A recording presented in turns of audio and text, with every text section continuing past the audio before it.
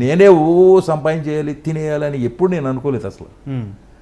కావాలి నా పిల్లలు కోట్లు కొందాం, ఆ బిల్డింగ్ కొనేద్దాం, ఈ బిల్డింగ్ కొందాం అని అనుకునేవాడిని కాదు. అలా అనుకుంటే రామారావుని అడ్డం పెట్టుకుని కొన్ని కోట్లు సంపాదించేవాడిని నేను.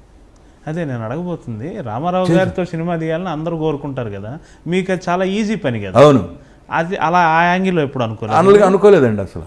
సినిమాలు తీద్దాం, ఊరికే డబ్బులు సంపాదించేది. ఆయన పైగా రామారావు ఎంత మంచివాడంటే, ఒక ప్రొడ్యూసర్ దెబ్బతిన్నాడంటే మంచి డిమాండ్ ఉన్న రోజులు ఆయనకి డేట్లు ఇచ్చేవాడు. కిషోర్ ఇదిగో ఈ డేట్లు నువ్వు తీసుకో, ఎవరికన్నా అమ్ముకో అనేవాడు. ఆ కిషోర్ ఏం చేసేవాడు, ఇంకొకరికి అమ్మేవాడు. అలా వచ్చినాయి ఈ కొండవీటి సింహం, ఈ సినిమాలన్నీ అలా వచ్చినాయి. వేరే వాళ్ళ డేట్లు వాళ్ళకి 2 లక్షలకో 3 లక్షలకో ప్రాఫిట్ వాళ్ళు అమ్మేసుకునేవాళ్ళు ఇంకొకళ్ళకి. ఆ 2 లక్షల పాత ప్రొడ్యూసర్కి వచ్చాయి. ఎంత ఉదాత్త హృదయం అండి. ఎంత ఉదాత్త హృదయం ఏంటండి. ఎవరైనా కూతురు పెళ్లి చేసుకోవాలంటే వెంటనే డేట్లు ఇచ్చేవాడు.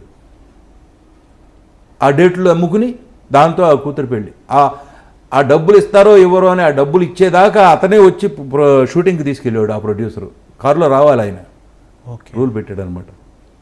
డబ్బులు వచ్చేసినాయి అన్నాక ఆయన వదిలేసేవాడు. అటు అంత మంచి యుగ పురుషుడు.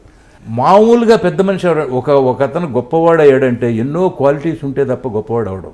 మిగిలిన వాళ్ళు అంతా అక్కడే ఉంటారు లోకంలో, ఇంతకన్నా పెరగరు. బట్ ఆయన అంత పెరిగాడంటే కారణం ఏంటంటే అన్ని గొప్ప క్వాలిటీస్ ఉన్నబట్టి. అంత గొప్ప మనస్తత్వం. ప్రతివాడు వాడు బాగుండాలి, ఈడు బాగుండాలి, మన వాళ్ళంతా బాగున్నారా, మన వాళ్ళంతా బాగుంటే మనకి హ్యాపీ.